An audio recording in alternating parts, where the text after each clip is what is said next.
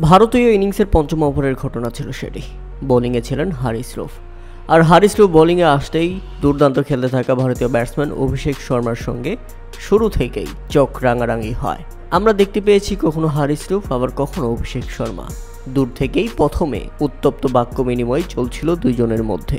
এরপর যখন ইনিংসের শেষ বলের ঘটনা, শেষ বলটাতেও বাউন্ডারি হজম করেন হারিস রুফ। আর এতে এমনিতেই মেজাজ খারাপ তার উপরে আবার নন স্ট্রাইক প্রান্তে দাঁড়িয়ে আছেন হারিস রুফের সাথে উত্তপ্ত বাক্য বিনিময় করা অভিষেক শর্মা। তাহলে তাকে ছেড়ে দেওয়া যায় কিভাবে? বেঁধে গেল এই দুই ক্রিকেটারের মধ্যে। তেড়ে গেলেন হারিস রুফ রীতিমতো অভিষেক শর্মার চোখে চোখ।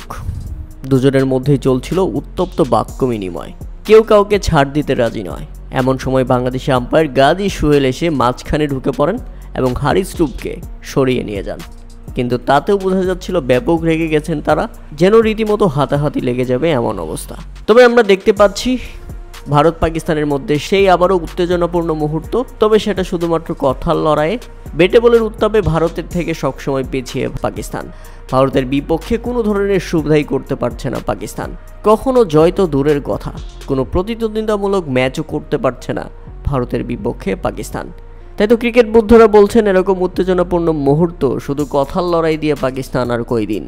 যদি ক্রিকেটের লড়াই দিয়ে ভারতকে জবাব দিতে না পারো, তাহলে এই মুখের লড়াইয়ে কোনো কিছু যায় আসে না। আসল খেলাটা তো ক্রিকেটটাকে আগে খেলতে হবে।